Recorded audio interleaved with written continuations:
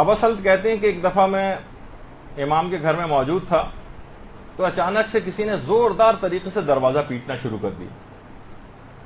میں نے دروازہ کھولا تو دیکھا کہ بادشاہ کا قاصد آیا ہوا ہے ہارون کا، اور انتہائی غصے میں، اور دروازہ اس طرح سے گویا کہ دروازے کو توڑ ڈالے گا، اس طرح سے دروازہ پیٹ رہا تھا.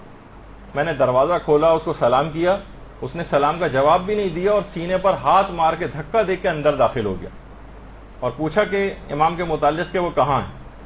تو امام اس وقت گھر کے صحن کے اندر تشریف فرما تھے، اور اندر گیا اور جا کر بدتمیزی سے کہنے لگا کہ امیر المومنین ہارون نے آپ کو بلایا ہے. امام نے کہا کہ اچھا تم جاؤ، میں ابھی آتا ہوں.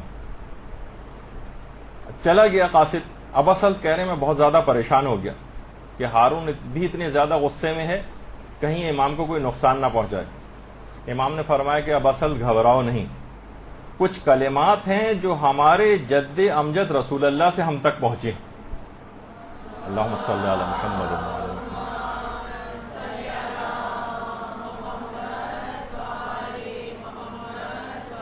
ان کی برکت سے مجھے کچھ نہیں ہوگا. بہار کے اندر بھی کلمات ہیں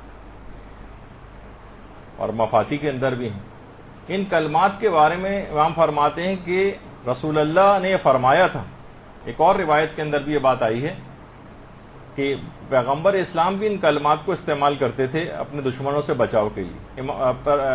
رسول اسلام فرماتے تھے کہ اگر ابو جہل اب بھی میرا بال بیکا نہیں کر سکے گا، اگر ابو جہل نے میرا بال کوئی بیکا کیا تو سب لوگوں کے سامنے گواہی دے دینا کہ میں پیغمبر خدا نہیں ہوں. یعنی کلمات اتنے زیادہ طاقتور ہیں کہ ان کو ادائیگی کے بعد کوئی دشمن نقصان نہیں پہنچا سکتا. اور اس کے بعد ان کلمات کو حوالہ دے کر امام رضا نے ابا سلط سے کہا کہ اگر بادشاہ نے میرا بال بیکا کیا تو تم سب کے سامنے گواہی دے دینا کہ میں امام برحق نہیں ہوں. اور اس کے بعد پھر امام گئے اور وہ ہارون جو کہ بہت ہی زیادہ غصے میں تھا اور قتل کے اوپر بہت زیادہ آمادہ تھا، امام جیسے اندر داخل ہوئے تو امام یہ کلمات پڑھتے ہوئے گئے. اچھا اب ان کلمات کا ترجمہ دیکھیں اور اس لحاظ سے ایک پیغام بھی ہے آپ سب لوگوں کو کہ سب کو ان کلمات کو زبانی یاد کر لینا چاہیے، بچوں کو یاد کروانا چاہیے، کیونکہ ان کے الفاظ ہی دیکھیں کتنے زیادہ ایسے سٹرونگ ہیں کہ امام یہ جو کہتے ہوئے گئے، شروع کرتا ہوں اللہ کے نام سے جو بڑا مہربان اور نہایت رحم کرنے والا ہے. شروع کرتا ہوں اللہ کے نام سے، میں تجھ سے خدا کی پناہ چاہتا ہوں، چاہے تو با تقوی ہو یا بے تقوی ہو. خدا کی مدد سے میں تیرے کان اور تیری آنکھوں کو بند کر رہا ہوں. تیرے پاس مجھ پر تسلط حاصل کرنے کا کوئی راستہ نہیں، نہ میرے کانوں پر، نہ میری آنکھوں پر، نہ میرے بالوں پر، نہ کھال پر، نہ گوشت پر، نہ خون پر، نہ دماغ پر، نہ اعصاب پر، نہ میرے مال پر، نہ ہی میرے رزق پر کہ جو خدا نے مجھ کو عطا کیا ہے. میں اپنے اور تیرے درمیان ایک پردہ ڈال رہا ہوں، ایسا پردہ جو نبوت کا پردہ ہے، یعنی وہ پردہ جس کو انبیاء نے فرعون جیسے ظالم اور جابر بادشاہوں کے حملوں سے بچنے کے لیے اپنے اور ان کے درمیان ڈالا تھا. اور اس کے بعد اگلا جملہ ہے کہ دانی جانب سے جبرائیل، بائیں جانب سے میکائیل، پیچھے سے اسرافیل، سامنے سے حضرت محمد مصطفیٰ. اللہم صلی علی محمد وعلی محمد.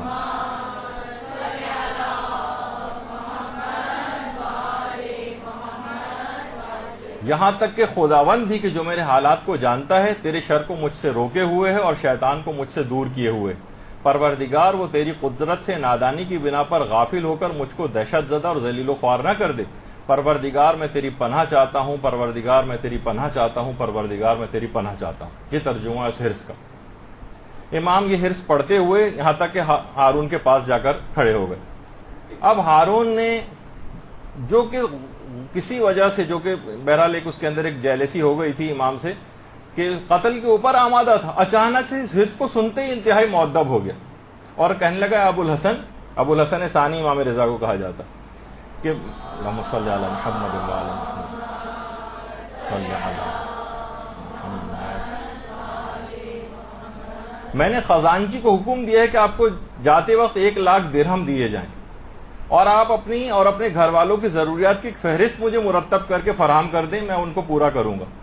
اچھا پھر کچھ دیر باتیں ہوئیں. پھر جب امام رخصت ہونے لگے تو ہارون نے اوپر سے نیچے امام کو دیکھا اور بڑبڑاتے ہوئے کہنے لگا کہ میں نے کچھ ارادہ کیا تھا، اللہ نے کچھ اور ارادہ کیا تھا، خدا ہی کا ارادہ زیادہ بہتر ہوتا ہے اور وہی انجام بھی پاتا ہے.